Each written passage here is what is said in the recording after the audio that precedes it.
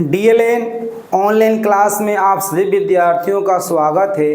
इस वीडियो में class 10 science chemistry अध्याय फर्स्ट रासायनिक अभिक्रियाएं एवं समीकरण, जिसे हम बोलते हैं भैया क्या, केमिकल रिएक्शन एंड इक्वेशन से लेकर आ रहे हैं। एनसीईआरटी क्वेश्चन नंबर 12, 13 और 14 का सॉल्यूशन। तो यहाँ पर क्वेश्चन नंबर 12 भैया जो आ रहा है उसमें ऊष्मीय वियोजन अभिक्रियाओं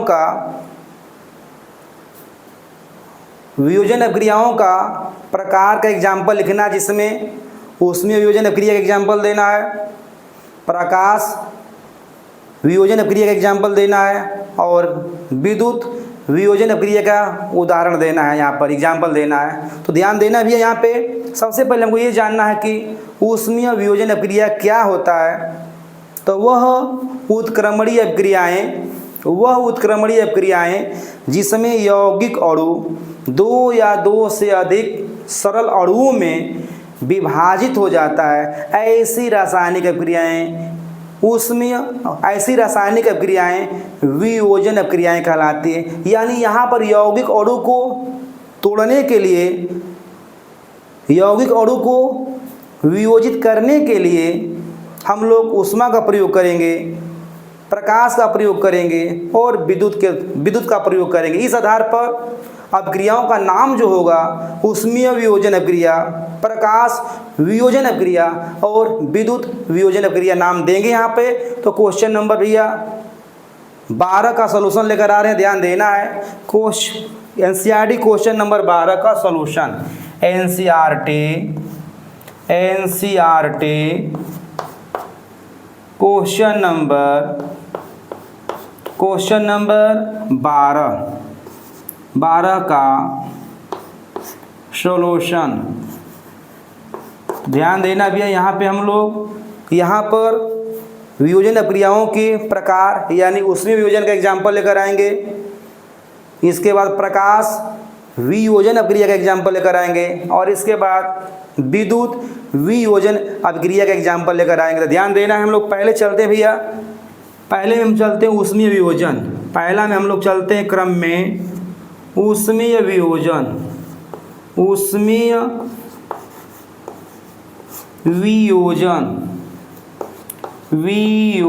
जिसे हम बोलते हैं भैया थर्मल डिसोसिएशन, थर्मल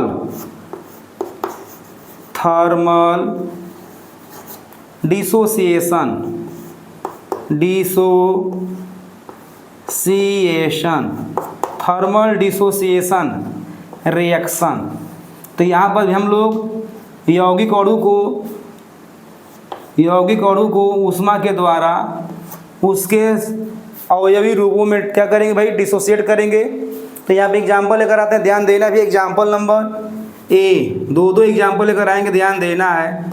यहाँ पर एग्जाम्पल पहला लेकर आ रहे हैं कैल्शियम कार्बोनेट यानी CaCO3 को हम लोग हीट करेंगे तो यह टूटेगा किस में भैया, यह टूटेगा हीट करेंगे तो ये किस में टूटेगा, कैल्शियम ऑक्साइड यानी CaO+CO2। तो यहाँ पर कैल्शियम कार्बोनेट जो है कैल्शियम ऑक्साइड और कार्बन डाइऑक्साइड में क्या होगा भैया, वियोजित हो जाएगा। यह घटना जो ऊष्मा के द्वारा होगा, इसलिए क्या इसका नाम पड़ जाएगा, ऊष्मीय वियोजन अभिक्रिया। एग्जाम्पल नंबर 2 लेते हैं भैया, इसमें बी। यहाँ पर लेते हैं, ध्यान देना है, अमोनियम क्लोराइड यानी NH4Cl जिसे हम बोलते हैं नौसादर। इसे हम भैया हीट करेंगे तो यह किस में टूटेगा, यह टूटेगा अमोनिया NH3 अमोनिया और प्लस HCl हाइड्रोक्लोरिक अम्ल। तो यहाँ पर जो एग्जाम्पल 2 लेकर आ रहे हैं वह एग्जाम्पल कैसे हैं भैया, ऊष्मीय वियोजन का है। अब हम लोग दूसरे क्रम में चलते हैं भैया, ध्यान देना है। दूसरे क्रम में हम लोग चलते हैं प्रकाश वियोजन, प्रकाश वियोजन अभिक्रिया, वियोजन। यहाँ पर हम लोग लाइट डिसोसिएशन,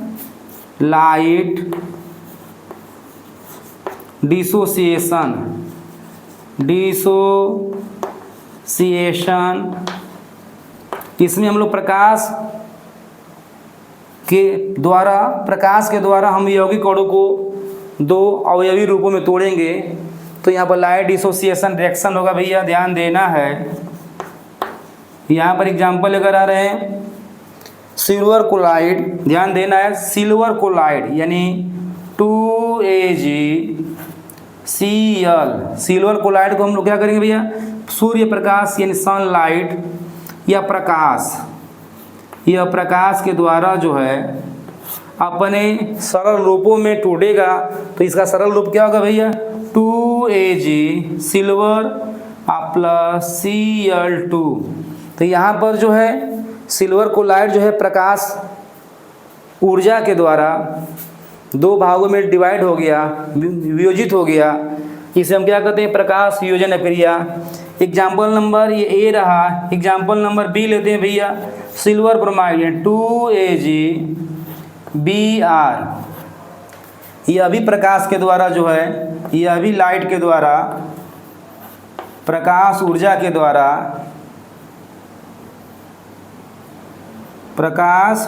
द्वारा, यह भी टूटेगा किसमें भैया, 2Ag प्लस Br2। तो यहाँ पर दो एग्जाम्पल हुआ प्रकाश वियोजन अभिक्रिया का। अब हम लेते हैं तीसरा नंबर में भैया, लेना है क्या, नंबर 3 में लेते हैं हम लोग विद्युत वियोजन। नंबर 3 में लेंगे हम लोग विद्युत वियोजन, यानी यहाँ पर हम लोग विद्युत धारा प्रवाहित करके या विद्युत के द्वारा जो है यौगिक अणु को हम दो भागों में तोड़ेंगे या वियोजित करेंगे। तो एग्जाम्पल लेकर आए भैया, ध्यान देना है, इसका नाम है विद्युत वियोजन। विद्युत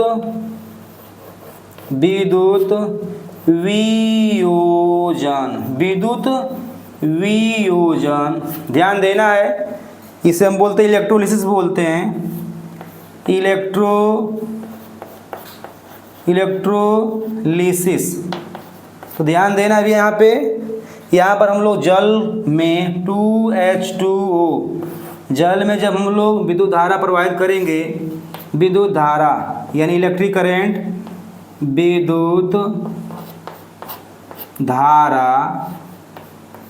धारा प्रवाहित करेंगे इसमें जल में, तो जल जो होगा टूटेगा किसमें, 2H2 gas plus O2 gas. तो यहाँ पर एग्जाम्पल रहा विद्युत वियोजन का। तो यहाँ पर एग्जाम्पल नंबर यानी क्वेश्चन नंबर 12 जो हुआ पूर्ण हुआ। अब हम लोग चलते हैं क्वेश्चन नंबर 13 में।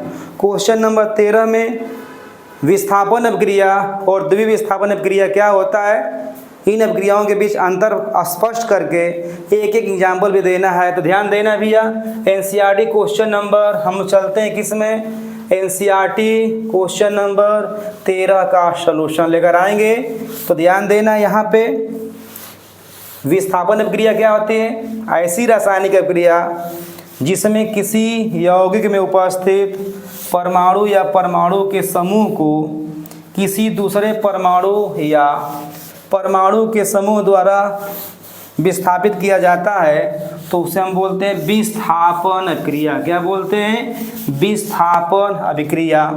तो ध्यान देना है, द्विविस्थापन अभिक्रिया किसे कहेंगे, द्विविस्थापन अभिक्रिया ऐसी अभिक्रियाएं होती हैं जिसमें यौगिकों में उपस्थित आयनों का जो होता है अदला बदले यानी चेंजिंग होता है, उससे हम बोलते हैं द्विविस्थापन अभिक्रिया। तो ध्यान देना है, द्विविस्थापन अभिक्रिया जो होगा आयनिक अभिक्रिया होती है, एक तरह से आयनों के बीच में एक चेंजिंग होता है, तो ये आयनिक अभिक्रियाएं होती हैं। तो ध्यान देना है, हम लोग क्वेश्चन नंबर 13 विस्थापन और द्विविस्थापन में क्या अंतर है स्पष्ट करेंगे। तो डिफिनीशन तो ध्यान से, क्वेश्चन नंबर 13 का सॉल्यूशन तो ध्यान देना, विस्थापन अभिक्रिया लेकर आते भी एग्जाम्पल स्पष्ट करेंगे। विस्थापन अभिक्रिया विस्थापन अभिक्रिया, जिसे हम बोलते हैं डिस्प्लेसमेंट रिएक्शन, डिस्प्लेसमेंट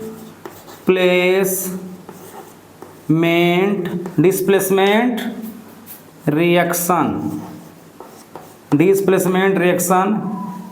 तो ध्यान देना भैया, या सब्स्टिट्यूशन रिएक्शन भी बोलते हैं इसको। तो यहाँ पर ध्यान देना है, ऐसी रासायनिक अभिक्रियाएं जिसमें किसी यौगिक में उपस्थित परमाणु या परमाणु के समूह को किसी दूसरे परमाणु या परमाणु के समूह द्वारा विस्थापित किया जाता है, तो उसे हम बोलते हैं विस्थापन अभिक्रिया। ध्यान देना भैया, एग्जाम्पल नंबर ए लेकर आ रहे हैं, ध्यान देना है। एग्जाम्पल नंबर ए में हम लोग लिखते हैं जिंक धातु जो है कॉपर सल्फेट से क्रिया करेगा, CuSO4। तो यहाँ पर जिंक धातु जो होता है क्रियाशील धातु है, अतः कॉपर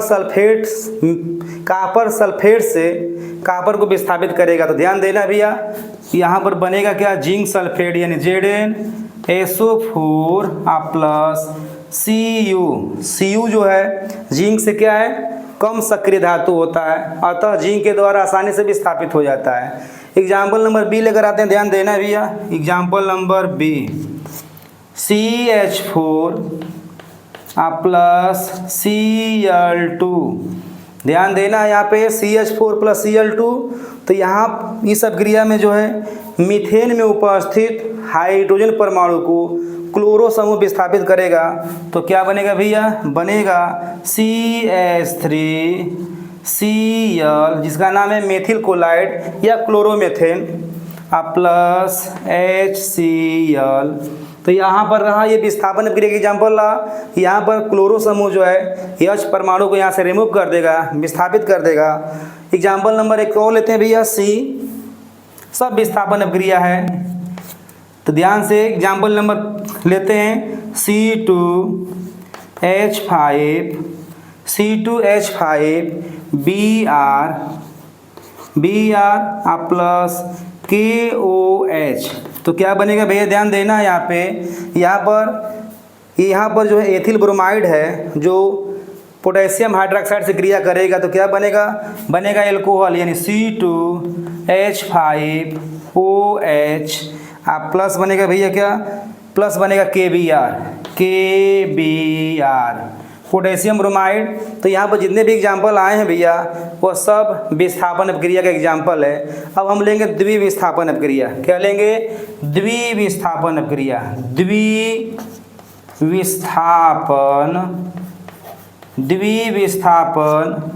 अभिक्रिया जिसे हम बोलते हैं डबल डिकम्पोजिशन रिएक्शन बोलते हैं या डबल डिस्प्लेसमेंट रिएक्शन बोलते हैं। तो चलते हैं भैया, ध्यान देना है, double displacement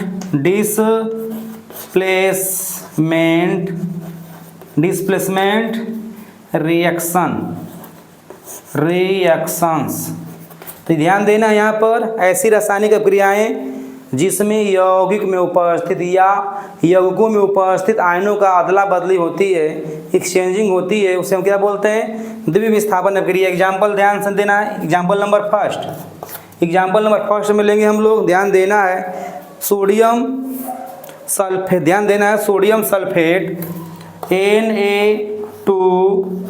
Na2SO4 sodium sulphate जब बेरियम क्लोराइड से क्रिया करता है, बेरियम क्लोराइड BaCl2, तो क्या बनता है भैया, बनता है बेरियम सल्फेट यानी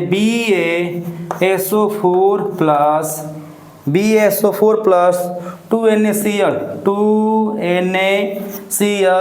तो यहाँ पर जो अभिक्रिया ये कैसा भैया, यहाँ पर जो अभिक्रिया आया है यह द्विविस्थापन अभिक्रिया, क्योंकि यहाँ पर आयनों का एक्सचेंजिंग हो रहा है। यानी यहाँ बेरियम जो है यहाँ से सोडियम को हटा रहा है, जबकि यहाँ पर बेरियम जो है यहाँ से सोडियम को हटा कर क्या बनता है, बेरियम सल्फेट बनता है, जबकि यहाँ से Na जो है Cl को हटाता है। यानी यहाँ पर आयनों का एक्सचेंजिंग हो रहा है, अतः अभिक्रिया कैसा है, द्विविस्थापन अभिक्रिया है। एग्जाम्पल नंबर दूसरा लेते हैं, ध्यान देना है। एग्जाम्पल नंबर दूसरा ले रहे हैं।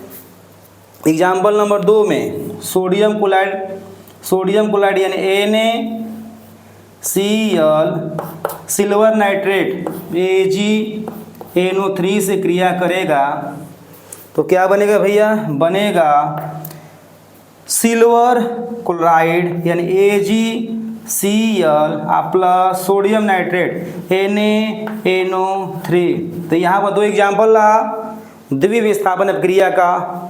तो हम उम्मीद कर रहे हैं कि आपको बिल्कुल ये क्वेश्चन समझ में आएगा, क्योंकि यहाँ पर ये जो अपक्रियाएं हैं आयनिक अपक्रियाएं, क्योंकि यहाँ पर दोनों साल्ट हैं, यहाँ पर भी दोनों साल्ट हैं। तो साल्ट क्या होते हैं, आयनिक यौगिक होते हैं। तो आयनिक यौगिकों में क्या होगा भैया, आयनों का एक्सचेंजिंग होगा आसानी तरीके से, ध्यान देना है। अब क्वेश्चन नंबर हम चलते हैं एनसीईआरटी का क्वेश्चन नंबर 14 में क्या करना है भैया, सिल्वर के शोधन में ध्यान देना है। क्वेश्चन नंबर 14 क्या कह रहा है, सिल्वर के शोधन में सिल्वर नाइट्रेट से सिल्वर का विस्थापन करने के लिए हम लोग कॉपर धातु का उपयोग क्यों करते हैं या करते हैं, इसके लिए रासायनिक समीकरण लिखना है भैया। तो हम लोग यहाँ पर क्वेश्चन नंबर 14 का सलूशन में चलते हैं। आखिर में यहाँ पर कॉपर धातु का ही चयन क्यों किया जाता है सिल्वर को विस्थापित करने के लिए, ध्यान देना है। इसका रिजल्ट क्या होगा, सॉल्यूशन क्या होगा, तो चलते हैं, ध्यान देना है भैया। क्वेश्चन नंबर 14 का सॉल्यूशन, क्वेश्चन नंबर 14 का सॉल्यूशन क्या होगा, सिल्वर नाइट्रेट यानी AgNO3 सिल्वर नाइट्रेट है। यहाँ से हमको सिल्वर भी रिमूव करना है तो हम लोग कॉपर धातु का उपयोग करते हैं। तो कॉपर धातु जो है सिल्वर के सापेक्ष जो है अधिक क्रियाशील धातु है, अतः कॉपर धातु जो है सिल्वर नाइट्रेट के विलयन से सिल्वर को आसानी से विस्थापित कर देता है। इसीलिए हम लोग यहाँ पे कॉपर धातु का उपयोग करते हैं सिल्वर नाइट्रेट से सिल्वर को विस्थापित करने के लिए। तो क्या बनेगा भैया, बनेगा कॉपर नाइट्रेट यानी CuNO3 का होल ट्वाइस प्लस 2Ag। समीकरण को बैलेंस करने के लिए हम लोग यहाँ पर 2 से गुणा कर देंगे तो ये हमारा क्या हुआ, समीकरण बैलेंस हो गया।